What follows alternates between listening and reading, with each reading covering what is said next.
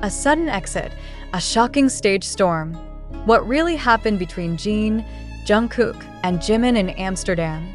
In the midst of what was expected to be a flawless celebration, the air in Amsterdam's largest concert arena shifted in a matter of minutes from deafening cheers to a cloud of unanswered questions. Why did Jungkook leave the venue before the night reached its finale? And why, mere moments before that, did Jimin take over the stage in a way that sent the audience into a frenzy unlike anything seen in recent BTS history? The timeline is tight, the coincidence is too precise, and the silence from official channels only deepens the mystery. What was meant to be one of the most memorable stops on Jin's international tour has now become a focal point of speculation for fans worldwide. The evening began like any other major K-pop spectacle. Thousands of fans arriving hours before doors opened, waving banners, holding light sticks, and chanting songs in unison. Inside, the stage was an engineering masterpiece, fitted with massive LED panels, high-caliber sound equipment, and lighting rigs ready to amplify every moment of Jin's performance. For the first hour, everything went exactly as planned. Jin delivered his solo hits with a polished charisma that has defined his public persona, and the crowd responded with unwavering enthusiasm. Then, without prior announcement, the stage lights dimmed, the giant screens displayed a moving silhouette, and the audience's collective scream hit an ear-splitting peak. Jimin had arrived unannounced, unexpected, and unstoppable. His entrance was theatrical. Dressed in a black ensemble with silver detailing that shimmered under the spotlight, Jimin commanded the stage instantly. Every step, every turn of his head, every high note brought the crowd to the brink of hysteria. Video clips of his sudden appearance flooded social media within minutes. Hashtags began trending across multiple countries, and the energy inside the arena became electric. But while tens of thousands of eyes were locked on Jimin, a different story was unfolding behind the stage. Several fans stationed near the backstage area reported seeing Jungkook being escorted out by staff. Not walking casually, not smiling, but moving quickly, head down, flanked by personnel who seemed intent on keeping the departure discreet. The moment was brief, but in the age of smartphones and constant connectivity, it was impossible to hide. By the time Jimin's guest performance concluded, rumors were already spreading online. Jungkook had left before the show ended, and his exit happened just as Jimin took the spotlight. Was this planned? Was there a disagreement? Was it personal or purely logistical? Theories multiplied with alarming speed. The footage circulating on Twitter, Instagram, and TikTok shows Jungkook's face just minutes before leaving. Some fans interpret his expression as unusually serious, even tense. Others argue it is merely a neutral look, magnified by the intensity of the situation. Still, the overlap in timing is undeniable. Jimin's peak moment on stage and Jungkook's sudden departure happened almost simultaneously. This has led many to question whether there was a behind-the-scenes disagreement. Unverified claims from supposed crew members suggest there may have been a dispute over the performance order or the inclusion of certain songs. If true, it would be one of the rare instances where BTS's internal artistic decisions have spilled into the public eye without mediation.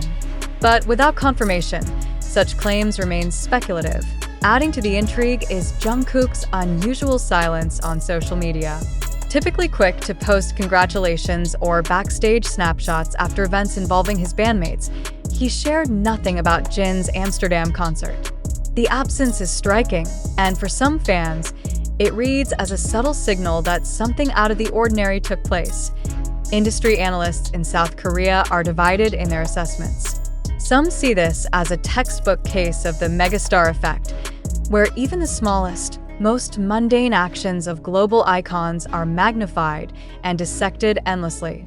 Others view it as a warning of the delicate balance between personal relationships, professional commitments, and public perception in the hyper-connected era of entertainment. And the words of one cultural observer, when official statements are withheld, the narrative is written entirely by the public. And the public tends to build their own truth from whatever scraps of visual evidence they can find. This, they warn, can be harder to correct later, even if the truth is more mundane than the rumors suggest. Meanwhile, on fan forums, the debate rages on. Some urge caution, reminding fellow fans that schedules for top-tier idols are often packed and require abrupt exits to meet other commitments. Others insist the overlap in timing is too coincidental to ignore, pointing to past instances in K-pop where similar patterns preceded official announcements. From a performance standpoint, Jimin's stage presence that night is being hailed as extraordinary. His collaboration with Jeon was seamless, his vocals on point, and his choreography razor-sharp. Multiple fan accounts described the moment as one of the most exhilarating live experiences they've had. Yet, for many, the memory of that electric performance is inseparable from the shadow of Jungkook's unexplained exit. Local media in the Netherlands have begun covering the incident, and Korean entertainment outlets are tracking the online buzz closely. Every new fan video, every zoomed-in frame, every eyewitness comment adds another layer to a growing puzzle that still lacks a definitive answer. For now, HYB has not addressed the situation, a move that is being interpreted in two very different ways, either as a strategic decision to let the speculation die naturally, or as an indication that discussions are happening privately behind the scenes. This silence is fueling the very thing it may have been intended to prevent, an unending cycle of theories, debates, and viral content. What remains certain is that Jin's Amsterdam concert, intended to be remembered for its artistry and emotional resonance, will now also be remembered for a chain of events that no one in the audience saw coming. Whether Jungkook's departure was purely coincidental or connected to the night's unfolding drama, the impact is already etched into fan memory. Until clear answers emerge, one question will continue to echo through fan communities worldwide. Was this an unavoidable scheduling matter, or a rare public glimpse into tensions usually kept far from the spotlight? As the hours passed after the concert, the conversation online only intensified. Threads dissecting the timeline minute by minute began to dominate fan spaces. Screenshots of videos were annotated with arrows, timestamps, and speculative captions. One widely circulated clip froze on the exact moment a backstage door opened, showing a figure, identified by fans as Jungkook, emerging with two staff members at his side. The lack of visible smiles or interaction only amplified the theories. Theories ranged from plausible to far-fetched. Some insisted it was a medical matter, citing the possibility of fatigue or sudden illness given BTS's demanding schedules. Others leaned toward artistic differences, suggesting that Jimin's surprise appearance might have altered the agreed-upon flow of the concert. A smaller but vocal group argued that the entire sequence could have been orchestrated to generate buzz, an intentional maneuver to set social media ablaze and boost attention on Jin's tour. Without confirmation, each possibility remained alive and each drew its own audience. What made the situation particularly potent was the context. BTS members are rarely seen breaking from their united public image, especially in a way that becomes immediately visible to tens of thousands. In the world of global pop phenomena, perceived unity is not just a matter of friendship. It is a brand value, carefully maintained and fiercely protected. The Amsterdam incident, therefore, became more than just a passing curiosity. It became a litmus test for how even the most tightly managed narratives can fracture under the relentless gaze of fans armed with cameras. Entertainment analysts noted that the coincidence effect, when two unrelated events happen at the same time, tends to be exaggerated in high-profile settings. The human mind, they explained, is wired to seek patterns, and in the absence of information, speculation fills the void. Still, the visuals from that night are difficult to ignore. On one side of the arena, Jimin owned the stage, moving with precision, voice unwavering, his energy feeding off the audience's roar. On the other side, away from the spotlight, Jungkook moved swiftly toward the exit, shadowed by staff, disappearing into the Amsterdam night, in South Korea. The story began making its way into television entertainment segments, accompanied by grainy fan videos and commentary from studio guests. Some hosts took a cautious tone, emphasizing the need for patience before drawing conclusions. Others could not resist framing the sequence as the year's most intriguing K-pop mystery. The fan reactions were just as divided. International supporters, particularly in the United States and Europe, tended to frame the incident in softer terms, pointing to logistical or personal reasons for the exit. Korean fan communities, however, were more inclined to question the circumstances directly, demanding clarification or at least acknowledgement. This divergence in reaction speaks to a broader truth about global fandom. Cultural context shapes interpretation. In some regions, public curiosity is tempered by a respect for personal privacy. In others, transparency from public figures is seen as an obligation. For BTS, whose members command both cultural reverence and intense personal scrutiny, walking that line has always been delicate. Meanwhile, Jin himself has remained silent on the matter, at least publicly. No statements during post-show interactions, no indirect references on his platforms. Jimin, too, has avoided addressing the backstage events, keeping his focus on thanking fans for the warm welcome in Amsterdam. This joint silence is, in its own way, a form of communication, whether intentional or not. For all the noise online, what happened behind the curtain remains locked away from public view. The irony is that the more tightly it is guarded, the more it fuels speculation. In an industry where information moves faster than official narratives can catch up, silence is both a shield and a spark. As the tour continues to its next stops, all eyes will be on whether similar surprise appearances happen again, and whether Jungkook's movements during those shows will follow a pattern or dispel the rumors entirely. Until then, the Amsterdam night will remain suspended in the collective memory of fans as a moment when the performance on stage was rivaled by the mystery unfolding just out of sight. The question is no longer simply why Jungkook left. It is whether the silence around his departure will eventually be broken, or whether it will join the long list of unspoken truths in the history of global pop stardom.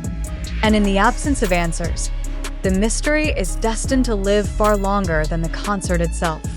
The unfolding discourse surrounding Jin's Amsterdam concert, Jungkook's unexplained departure, and Jimin's unexpected stage takeover has now transcended the realm of casual entertainment reporting. It has entered a more complex and consequential territory, the evaluation of truth itself. What exactly did the public witness that night? Are the circulating accounts accurate representations of reality, or are they a carefully engineered sequence of moments designed to ignite global attention? These questions are not merely rhetorical. They strike at the very heart of how information is consumed and interpreted in an era dominated by instantaneous sharing and perpetual visibility. To begin with, it is essential to acknowledge the nature of the information ecosystem in which this narrative has evolved. The so-called facts of this incident, as widely repeated and amplified, originate from a mosaic of sources: brief TikTok clips recorded from unstable angles, Twitter threads constructed from fragmented eyewitness accounts, YouTube commentary videos edited with selective framing, and posts from fan-run Instagram pages with varying degrees of credibility. Can a coherent and reliable account truly be built from such disparate and unverified fragments? Or does each fragment merely contribute to a larger, more seductive story that may bear only a partial resemblance to actual events? Consider the central visual claim: Jungkook being escorted backstage during Jimin's performance.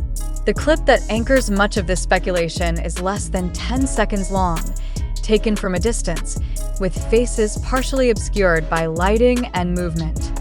How much of the interpretation is based on objective observation, and how much is inferred from prior expectations or emotional investment? When viewers watch the footage, are they seeing what is objectively present, or are they seeing what they have been primed to believe by the captions, headlines, and discussions that precede it? Moreover, the absence of official statements from the individuals or management involved, often interpreted as tacit confirmation, could also be read in entirely different ways. Silence, in this context, may be strategic restraint, a refusal to legitimize rumors by acknowledging them. Or, alternatively, it may indeed be a deliberate effort to leave space for public curiosity to flourish, sustaining the story's momentum in the global entertainment press. Which of these readings is closer to the truth? And on what grounds can any reader claim certainty? The possibility that the entire sequence was orchestrated cannot be dismissed outright. In an industry where audience engagement translates directly into economic and reputational capital, could the careful alignment of a surprise appearance and a conspicuously timed departure be an intentional device to dominate social media trends? The convergence of these events during a high-profile international tour stop seems, to some, almost too precise to be accidental. But if this was a staged maneuver, what ethical considerations arise? Does manipulating audience perception in this way cross a line, or is it simply another form of performance art in a business built on spectacle? On the other hand, there exists the equally plausible scenario that the Amsterdam events were entirely organic, a product of coincidence, personal scheduling, and unforeseen backstage realities. In this case, the intense scrutiny and speculative theorizing from the public would represent a collective projection, an example of how the need for narrative coherence can drive audiences to connect unrelated dots. If this is the case, are the current waves of analysis and commentary not themselves a form of manufactured reality created not by the artists, but by the consumers of their image? Here lies the crux of the issue. The modern entertainment consumer is both an observer and a participant in the construction of celebrity narratives. Every share, retweet, and reaction video reinforces certain interpretations while marginalizing others. The algorithms that govern visibility do not prioritize accuracy, they prioritize engagement. In such an environment, does truth have the same survival rate as speculation?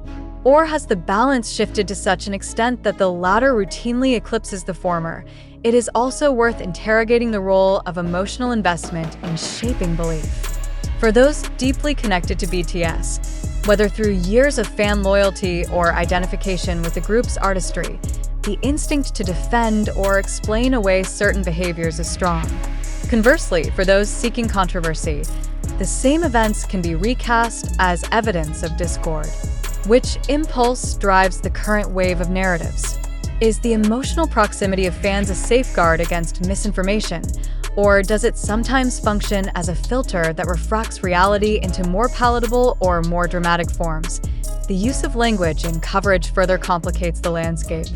Descriptions such as storm, frenzy, and mystery may increase reader engagement, but they also shape perception before facts are fully established. Even in this very article, the choice of framing, the sequence of details, and the repetition of certain visual moments serve to construct a particular emotional arc.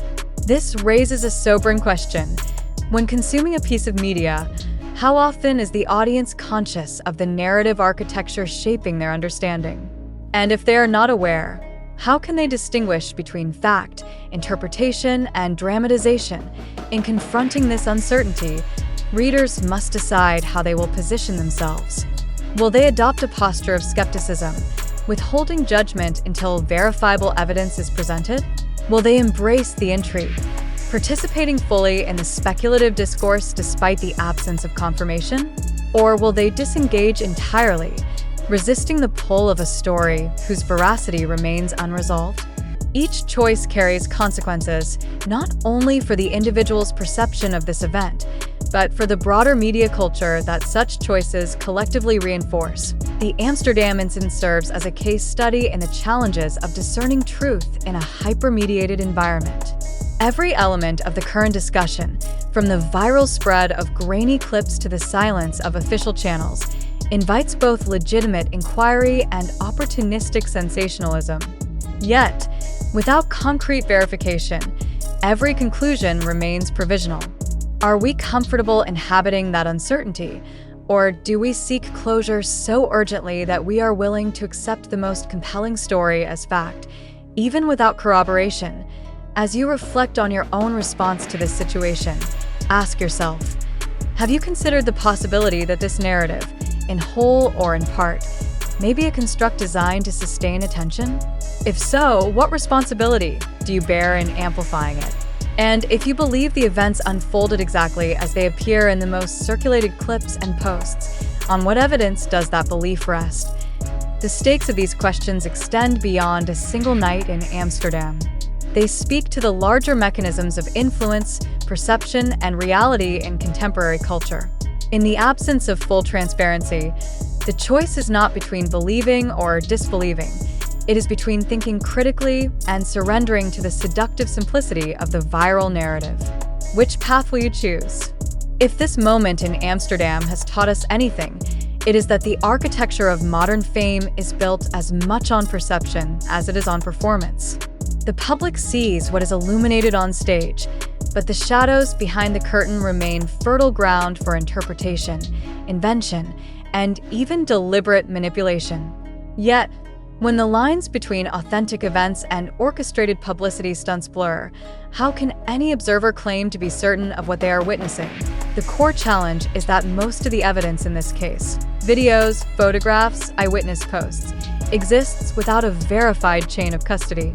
These materials are presented without context, stripped from the surrounding minutes or hours that could either confirm or dispel the dominant theories.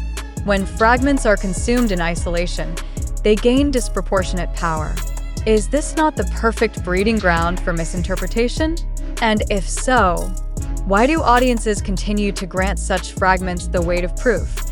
It is possible, perhaps even likely, that the answer to the Amsterdam mystery will never be made public. This would leave the incident suspended indefinitely in a state of narrative limbo, to be revisited and reinterpreted each time it resurfaces in fan discussions or media retrospectives. But if we accept that uncertainty, we must also accept the responsibility to resist building convictions on incomplete evidence. Therefore, the more pressing question becomes, what does this say about us as consumers of culture? Do we value truth, or do we value the rush of participating in a live, unfolding drama, even if it means embracing speculation over substance? The answer may determine not only how we process this event, but how we will interpret the next unexpected twist in the lives of global icons, until the day when those directly involved choose to speak, or until irrefutable evidence emerges.